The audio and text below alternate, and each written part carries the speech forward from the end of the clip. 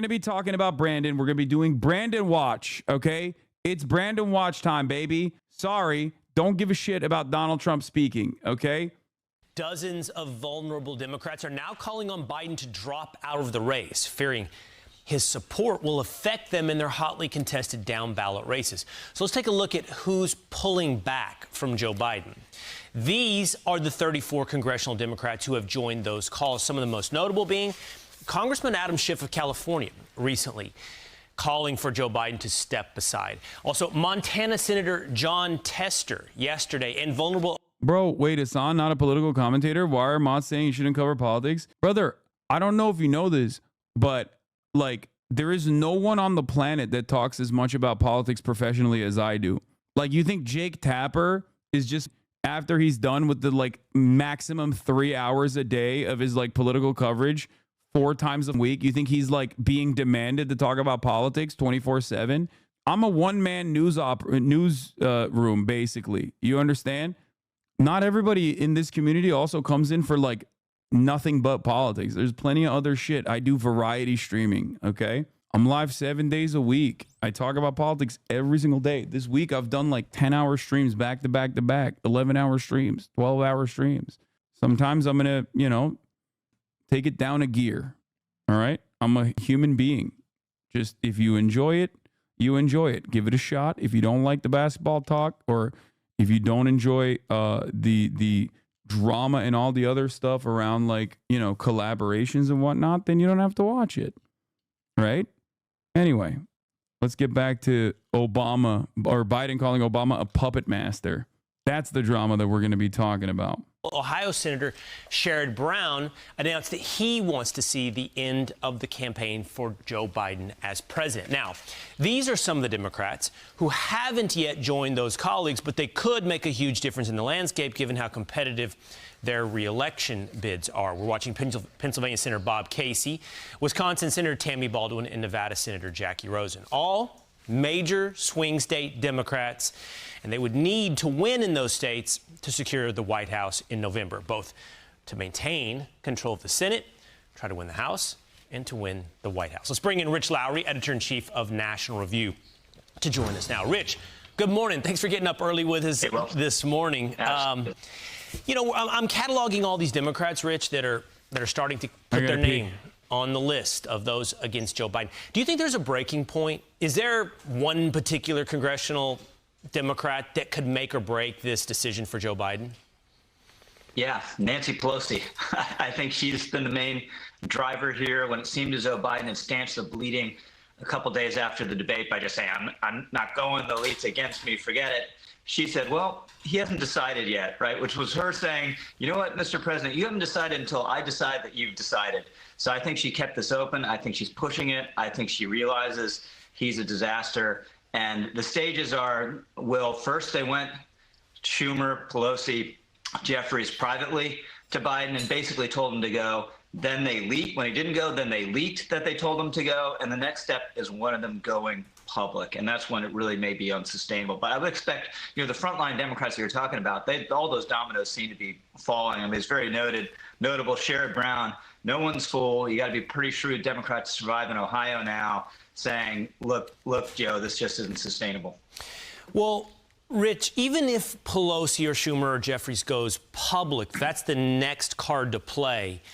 And then reports are that Barack Obama is doing things behind the scenes. I think the question becomes, though, even with all of that, Rich, is it enough? Because it is Joe Biden's call. The reports are he gets sort of his hackles up. He gets upset if you push him. So can he withstand all this pressure?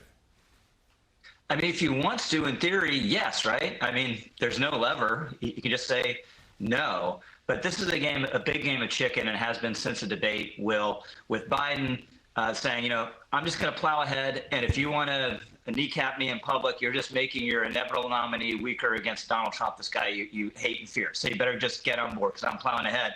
And then with the Democratic Party saying, you know what, even if you say you're still running, we're going to make it a worthless nomination for you because we're going to publicly condemn you. The fundraising is going to dry up. The activists are going away. So you can say you're still running, Joe, but it'd be worthless to you. And I do think the Democratic Party seems to be winning that game of chicken at the moment. This nomination is a wasting asset for him every single day. It gets just a little bit less valuable with every public condemnation and the reports that the fundraising is drying up. So really quickly, I got to go, Rich. More likely prediction: Kamala Harris is the nominee for Democrats, or Joe Biden limps across with a defunded, unsupported presidential campaign? As of this moment, I would bet on Kamala Harris. All right, Rich Lowry, National Review. Yeah, I think it's pretty Nancy. There's reporting right now on Nancy Pelosi saying that she'd be up for an open contest, an open convention, and I think that is genuinely a devastating idea. I don't think it's a good idea at all. Pelosi voicing support for an open nomination process if Biden drops out. It quite literally immediately proves what AOC was saying about the Democrats not having like a clear-eyed vision on a swift replacement. Some California House Democrats don't want the process to replace the president on the ticket to seem like a Kamala Harris coronation. And I think that is a genuinely bad idea. I mean, it's good for content. It's good for content. Like, it's good for me from the content brain. But I think it's very bad overall for the Democratic Party's future prospects in this upcoming election. I think that spells chaos. It spells disorder. There is no world in which the entire American voter public that is like interested in voting turns around and says like, yeah, I like that the Democratic Party, which are supposed to be the adults in the room, cannot get their ducks in a row, cannot get their shit in order before the goddamn convention. You know, I said this earlier, but when Biden held a rally in Michigan, Whitmer was off meeting with big dem tech donors. I think they're trying to push out Harris in favor of Whitmer. I mean, I don't know if it's the best possible idea. This CNN article quotes you as a Democratic operative. Fuck it, I'm coconut pilled. I just want this to stop, said one well-known Democratic operative, referring to an online meme that is taken off from an old video. You think you just fell out of a coconut tree? No, chat, that's not me. They did not ask me, okay? This is an anonymous quote from a Dem operative that is well known. Why would they put me down as a Dem operative? Why would I give an anonymous quote? Your confidence in Kamala seems wild, to be honest. What Americans want is a new ticket. They want someone they can be happy with, and that will never be Kamala. Kamala is new. Kamala is young. Given the, if Kamala has a solid team around her, which she currently doesn't, with good messaging, you absolutely could make a decent job out of Kamala Harris. She's 59. Yeah, guys, we're talking about the president. She's 32 years younger than the current person on the ticket. She is one Hasanabi. She is one Hasanabi or away. Or not 32, sorry. 22. You're right. 2/3 Hasanabi away. One Black Boy Max younger. I feel like you're radically overvaluing Kamala and undervaluing the interest of chaos. No. The benefits of having more attention and more eyeballs on an open convention do not outweigh the consequences of having an open convention. So you're wrong. Like, if you guys think this is chaotic, an open convention where like everyone is talking about, oh my God, the Democrats finally got their wishes. They finally got Joe Biden out, but now they can't even have a consensus candidate. That is real chaos. You have not seen real chaos until you see what that looks like in the media. That plays itself out. As like total disorder, okay? Full tilt. Right now, there's like a little bit of will he, won't he situation. There's a little bit of interest, okay? But if they were to replace the ticket immediately, swiftly, and then start moving on and be like, this is the new party, this is the new modus operandi, we're going to go in a, we're going to take it to the next level. We're going to take Joe Biden's vision and legacy, and we're going to take it across the finish line, and we're going to do even more than we did before. And they have solid messaging around it, and there's clarity, okay? And there is confidence. That's very different than like literally in the middle of August, at the end of August, still not having a candidate.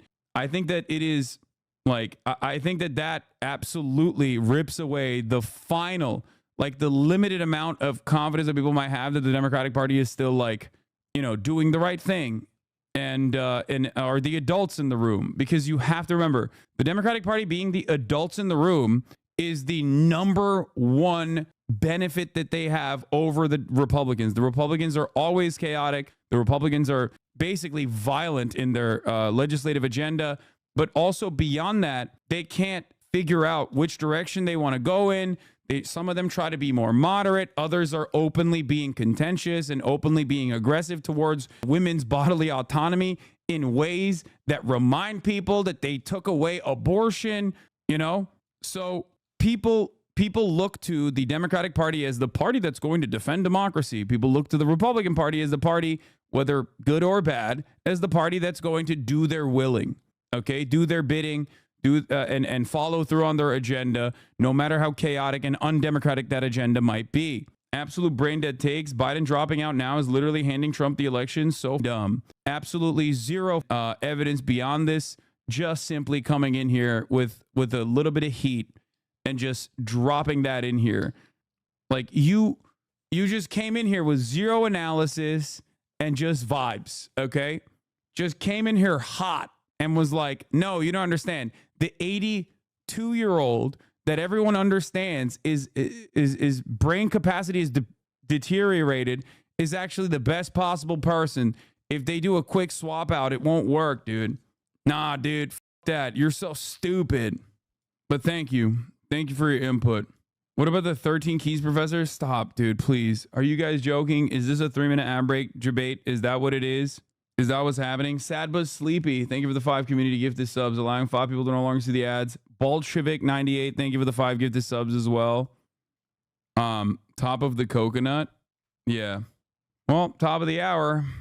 It is coconut time. Just kidding. It's 3-minute ad break time. Sad but sleepy. Thank you for the 5 tier 1 gifted subs. Here's 3-minute ad break now. Kamala Harris also brings back certain demographics immediately in the question. Like, the average American doesn't think as much as you guys do about politics. That's something you have to remember. I love this chatter. Said, F the commies.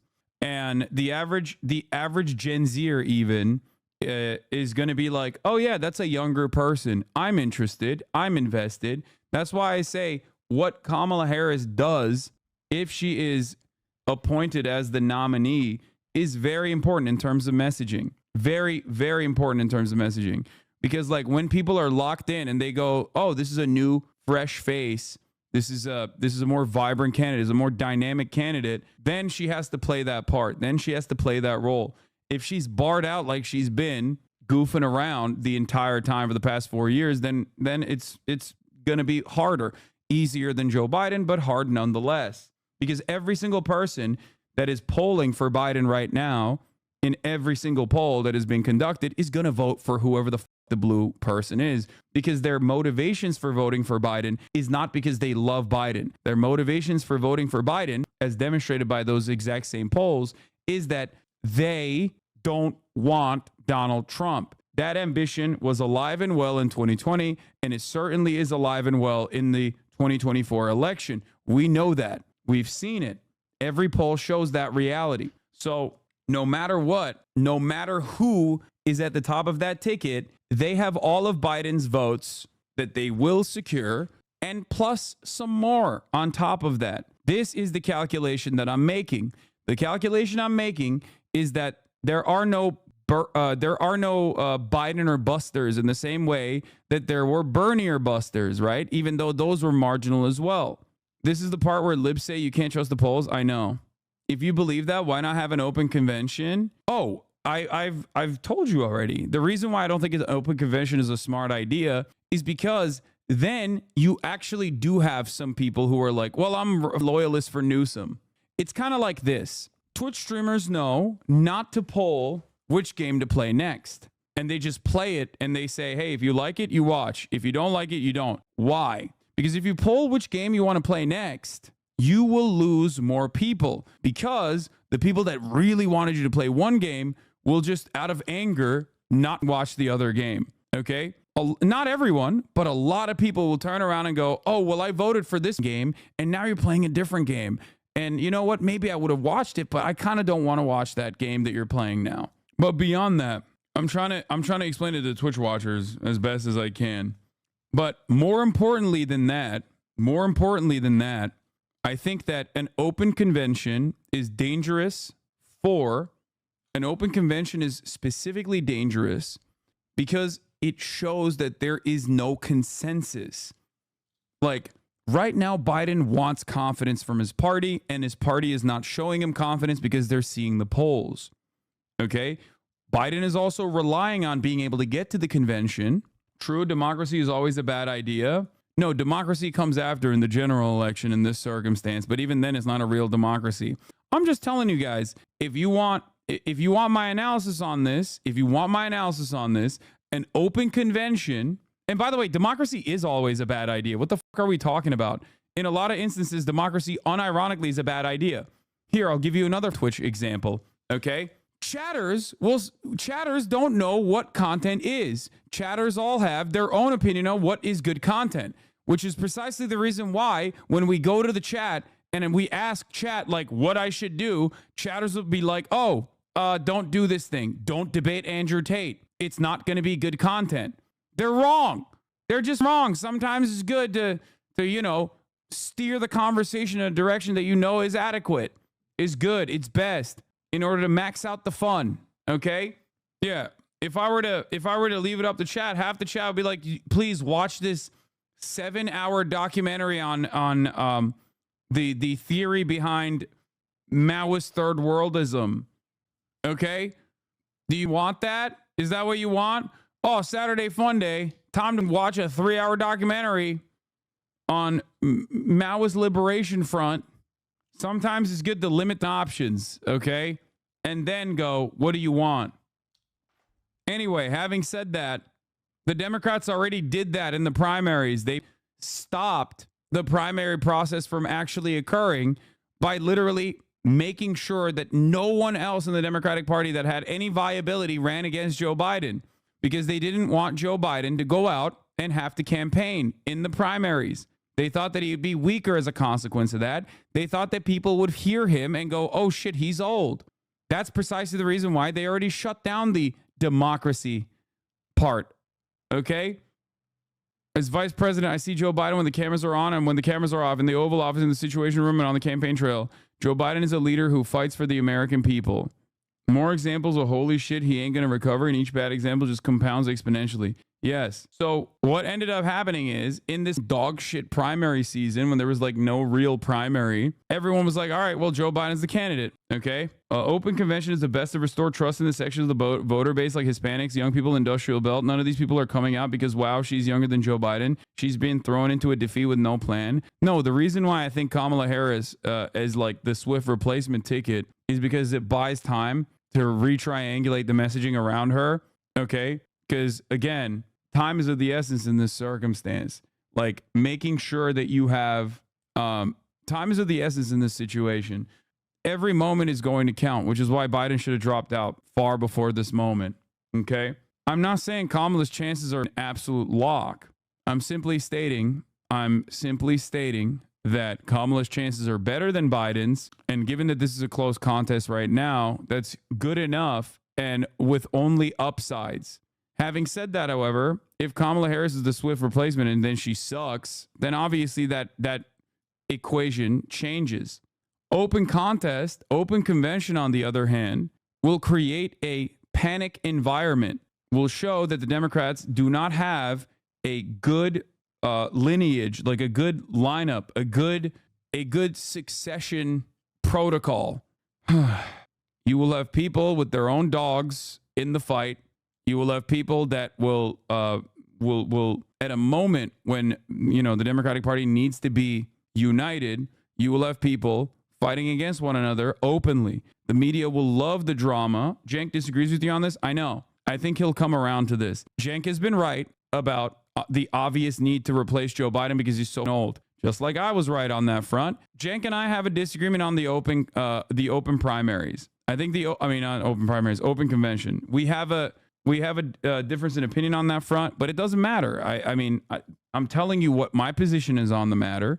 Democrats, the Democratic Party's number one benefit over the Republican Party right now is that they're supposed to be the adults in the room. The Republicans are divided. The Republicans are chaotic. The Republicans spell disorder. They're led by a guy who wants to be a dictator. These are all of the concerns that the voters have about the Republican Party, and that's why they say they're never going to vote for Donald Trump.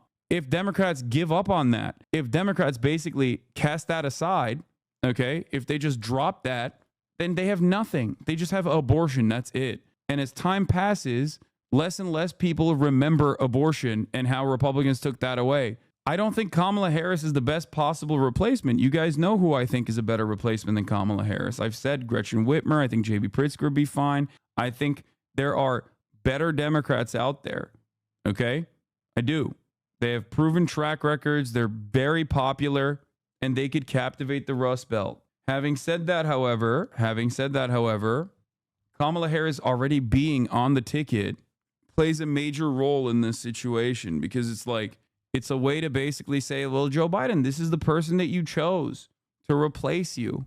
This is the person that you said would be great as president. That's why you made her your vice president. It's a way to also save the Democratic Party's attitude, because then you can just simply say, no, you don't understand. Joe Biden always knew that Kamala Harris would be a phenomenal president, and that's why he chose her as his VP. This is a way to continue the legacy of Joe Biden and the legacy of the past 4 years and the policies of the past 4 years. Now, obviously, you and I might not agree with that narrative. Like, I mean, what legacy? Who gives a shit? Joe Biden. But that makes a coherent replacement narrative that you can set, that you can campaign on. Random person coming in at the last second, on the other hand, makes it seem like maybe Joe Biden's legacy is dog shit. And then people go, well, why the fuck why am I voting for the Democrats again then? Because the past 4 years, they just sucked then, I guess. They don't even have any confidence in their own administration. Why the fuck should I have confidence in them? Electoral politics, braindass. My job is to do this, okay? This is my job. Yes, if you're not invested at all, and if you don't care, and you're like, oh, it's just a bourgeois democracy, who gives a fuck? Both parties represent the interests of the wealthy. I agree with you. But like, this isn't for you then. You know what I mean? This is not analysis that you should be even interested in remotely, because it won't move the needle for you anyway, right? But what I'm doing here is for a much larger audience of people who do care about it, who do care about elections. And of course, I'm going to be covering and I'm going to give you my analysis on the election during the election cycle. Like, that would be crazy. Question to you, awesome person. What's more important to Biden, the Democratic Party's wins or to protect his ego? Right now, it's to protect his ego. Jank on the open convention. Who want me? No, 100%. No, that's not correct. Okay, you can't comment Unc like that. Okay, Unc was 100% right. He never said that he was running because he thought he would win. He said that he was running for two reasons. One, because he thinks it's dog shit that you can be a naturalized U.S. citizen and then still not be able to, run for president. But more importantly than that, his major role was because he thought, perhaps foolishly, that if he got any votes whatsoever, he could possibly get other actually viable candidates to run against Joe Biden, because he thought Joe Biden is far too old and the voters are going to recognize it. And that the things that we are experiencing right now, the things that we're watching, the things that we're talking about that literally came true were his predictions. So I think it's unfair to say, oh, Unc, he was just running because he thought he's delusional and he thought he can win. Like, he never thought that. And he was good. He was pretty open about that as well, for the record. So anyway, yeah, analysis was correct, but execution was not. And it was a Hail Mary attempt with a low chance of success. Doesn't matter. He put his balls on the table. Okay.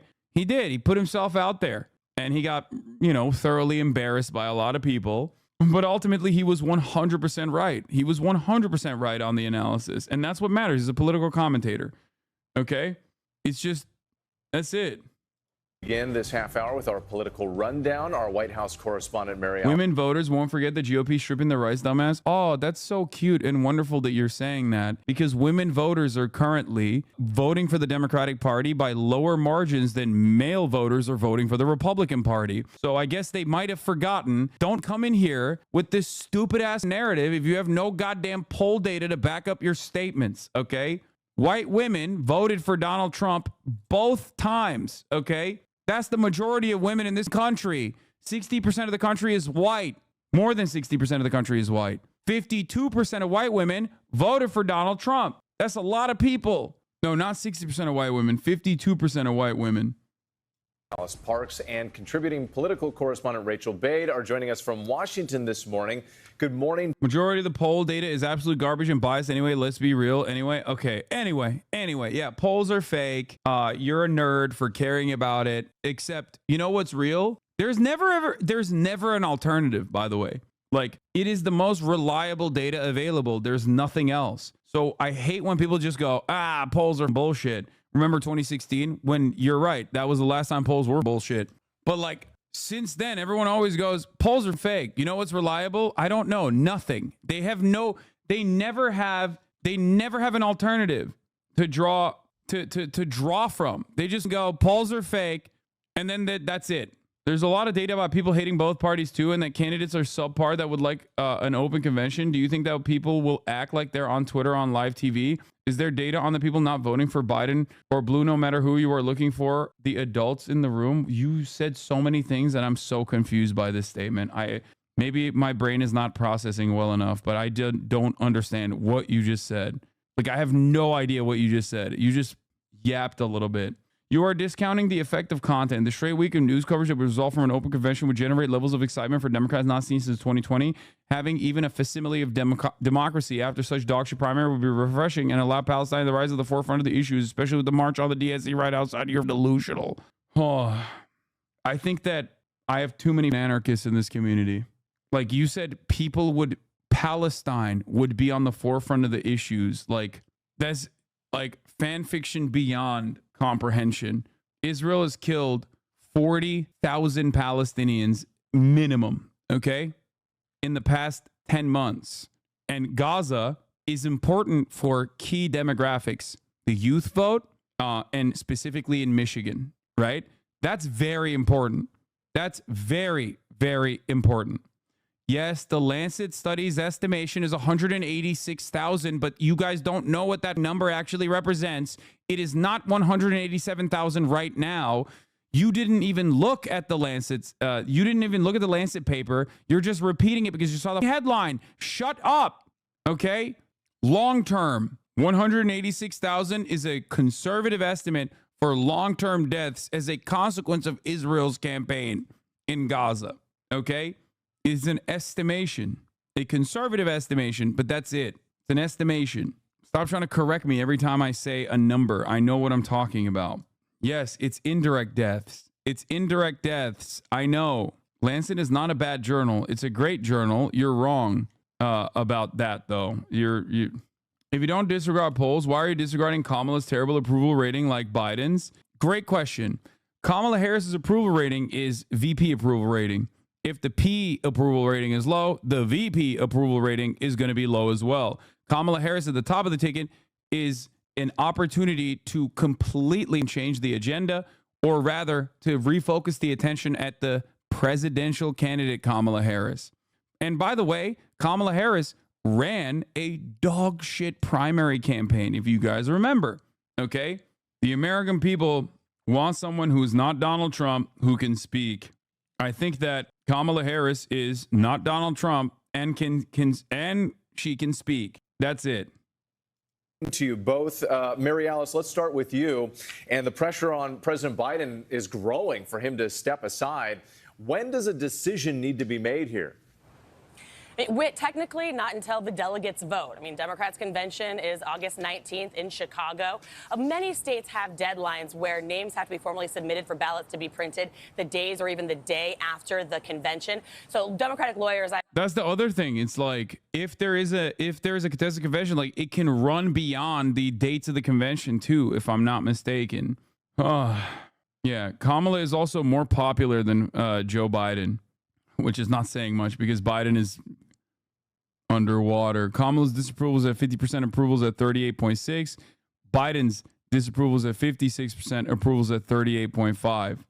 A YouGov poll conducted more Democrats and independents who lean Democrat prefer Biden over Harris as the nominee, 47 to 32, while 21% said they weren't sure. Margin of error, 4%. Yeah, I'm telling you right now, this is the reason why I said that the replacement must be swift, and then Kamala Harris has to start campaigning like a demon. I was curious, so here's Trump. Yeah, Trump has 38.6% approval, 57.9% disapproval. Are you getting a press pass for the DNC? Yeah. One reason I doubt there will be a mini primary now is that I don't think one of the other major candidates would run. There's not enough time for them to win support. The process would be too unclear. Party is too exhausted. Harris looks too strong. People shouldn't underestimate how closely party elites have been watching her these last few weeks and how much she shifted opinions in her favor. You might get some token opposition from people who want to raise their profiles, do CNN town halls, etc., which could be good for Harris because her win would be both contested and overwhelming, but strongly doubt you'd get Newsom. Whitmer already said she won't run, Shapiro, Bashar, etc., safer for them to position VP for 2028. Those are last term's poll numbers. 53.9%. He's plus 12% unfavorable. His favorability is at 41.5. His unfavorability is at 53.9. If Biden had stepped aside weeks ago, it might have been different. If Jamie Harrison had been thinking through options rather than making himself a Biden no matter what guy, maybe it would have been different. But that's my read of where the party is now. Caveats, everything is fluid. Biden might still refuse to step aside if Harris falters. That could change sentiment, etc. Do I really think Harris can beat Trump? I think, depending on how this campaign restructures itself and how it messages going forward, yes. Yes, I do.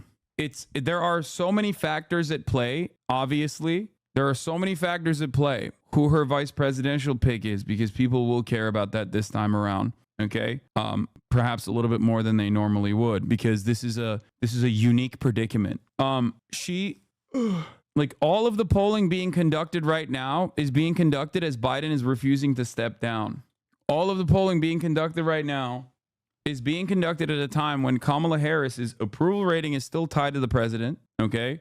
Which is why it's lower than it would be. Like, if she's the governor of her own state, then her approval rating would be unimaginably high. This does not reflect the presidential ticket at all. It's like looking at Gretchen Whitmer's approval rating currently and then comparing it to Kamala Harris. It's like, no, that's her own person. That's being analyzed by herself. Kamala Harris as the VP, which is a less significant, which is basically a secondary to the actual administration. If the administration is actually unpopular, then yeah, obviously Kamala Harris is going to be seen as unpopular as well. What do you think of the earned free media coverage value will be if it's a totally new ticket? It's going to be insane value. The adults in the room, Meta is no longer in the room with us, I'm afraid. No, I think that is the most important part about it, because you can still message around like, we got together and we did the right thing. Joe Biden is actually, Joe Biden actually came to this on his own because he's an adult and he wants to save democracy. And that's why he knows he's fully confident in Kamala Harris. That's why he chose Kamala Harris as his vice president 4 years ago. Like, that completely takes the conversation, that completely destroys the narrative. Like, oh, Democrats are so chaotic. They're so crazy. They don't know what the they're doing. I've talked to say that they know they could still face some challenges if Biden were to drop out, because primaries have already happened. But as long as something is done by that convention, they feel okay. Now, of course, we know the Democratic Party is considering this potential virtual roll call. Actually, the first week of August, delegates would vote ahead of time. They're going to finalize those plans next week. So if they don't move that virtual roll call, then I think that really becomes the deadline. No one wants to fight after delegates have voted. But look, that's sort of the legal, formal side. Politically, I would say something has to budge this week. I mean, this staring contest between the Biden campaign and leaders in his own party is not sustainable. It is now clear that Democratic leaders on Capitol Hill are actually seeking a change. It's too much for Biden to ignore.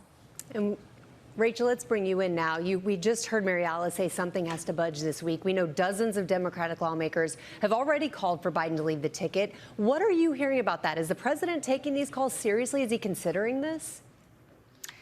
I mean, well, he certainly should be. 35 lawmakers are now on record calling for him to step aside, and more than a dozen of those actually just came out in the last 24 hours, suggesting that the momentum is very much moving against him. But I would just tell you that more than the numbers, more important than the numbers, is actually what's going on behind the scenes, this sort of unprecedented lobbying campaign by Biden's own allies in Congress who want him to go. It has basically become a staring contest and battle of wills between President Biden and Nancy Pelosi, the former speaker. She's the one who's sort of organizing behind the scenes, sort of rallying members who are concerned about Biden to come out publicly and put pressure on him behind the scenes. So, you know, these two were originally allies for a long time, and now I have been told by one of her closest folks in her inner circle that the speaker does not want to call on Biden to resign, but she will do everything in her power to make sure it happens.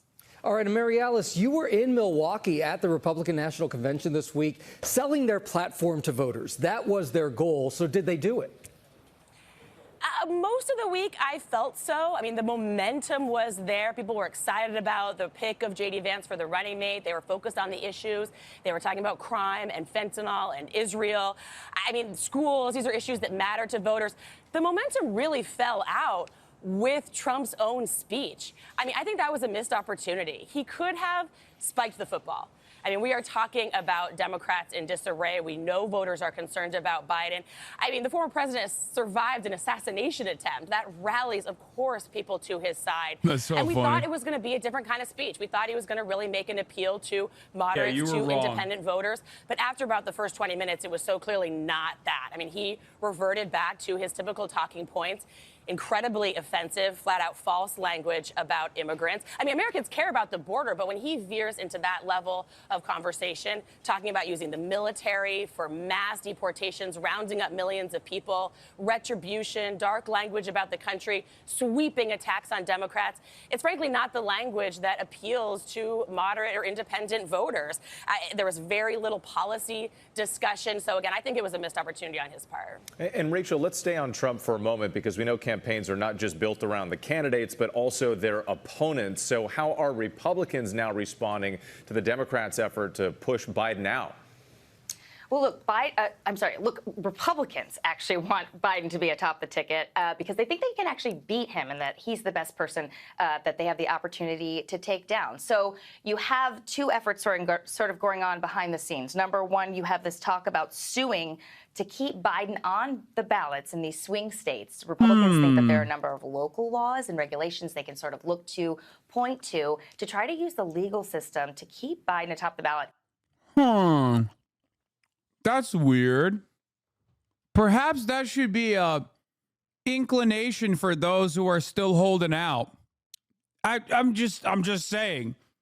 Perhaps any sound-minded person who wants the Democrats to win, or at least the Republicans to not win, would look at this motivation from the Republican Party and go, maybe the candidate is not the best possible candidate.